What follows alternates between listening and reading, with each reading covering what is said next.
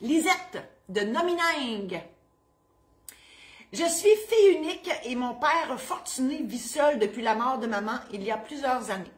Je suis enceinte et papa veut changer son testament pour faire une partie de son laisser une partie de son argent à l'enfant à naître. Est-ce qu'il peut agir ainsi? Et qu'arrive-t-il si je perds mon bébé?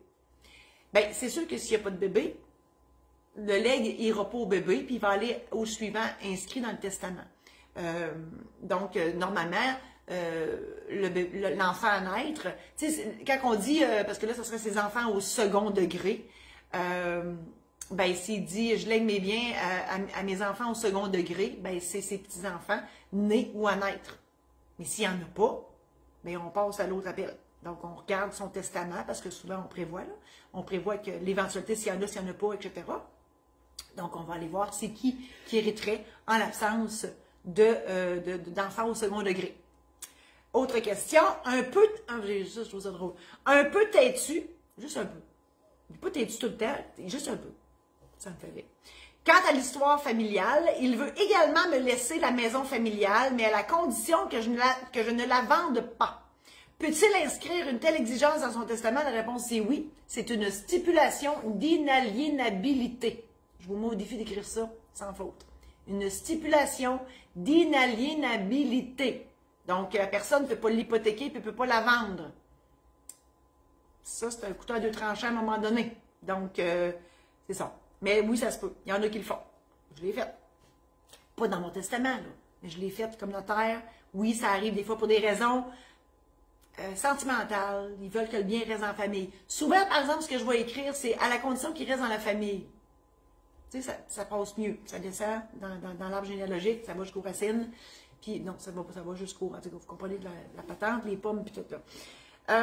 Dernière question. Finalement, il veut tout protéger, elle a mis tout protéger entre guillemets. Hein? Parce qu'on dit qu'elle trouve que ça n'a pas de bon sens. En signant un document qui prévoirait que je me retrouverais gestionnaire... J'ai rien, on est bien de misère le matin. Ça doit être la boucle qui est trop serrée. Gestionnaire de ses biens en cas d'inaptitude de sa part. Cela peut-il se faire? Et bien évidemment. Bien certain. C'est une bonne idée, ça. Les parents, là, faites vos mandats d'inaptitude. Ça se peut qu'on s'en serve pas. Ça se peut qu'on s'en serve pas. Ça se peut puis on le souhaite de ne pas s'en servir. Mais si vous arrivez avec une inaptitude à un moment donné, les enfants vont être contents de l'avoir.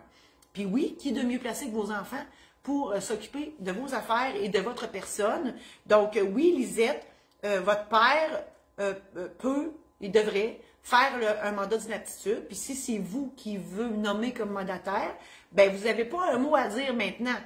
Ben, vous pouvez y dire, là, si tout de suite, là, vous ne voulez pas, il va prendre quelqu'un d'autre. Puis idéalement, c'est mieux de le dire tout de suite si vous ne voulez pas. Mais vous ne pouvez pas l'empêcher de vous mettre dans son mandat, parce que le mandat va s'ouvrir seulement s'il devient inapte. Et c'est là que vous allez pouvoir vous prononcer sur « je prends ça à job » ou « je la prends pas ». OK? Voilà pour Lisette. Et je vous invite à partager cette chronique-là si ça vous tente d'en faire bénéficier vos amis Facebook.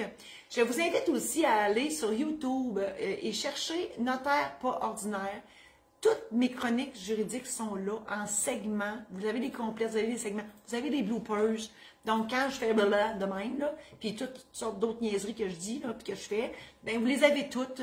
Martine se fait un plaisir de condenser ça dans des petits segments.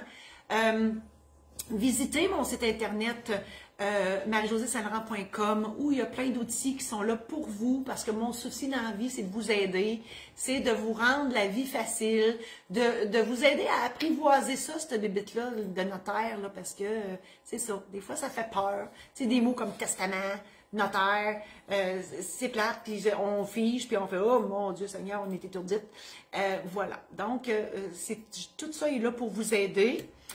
Et ben oui, j'écris des livres dans la vie, donc vous pouvez aller sur le site maisondédition-saint-laurent.com pour mes livres et aide-mémoire et tout ça.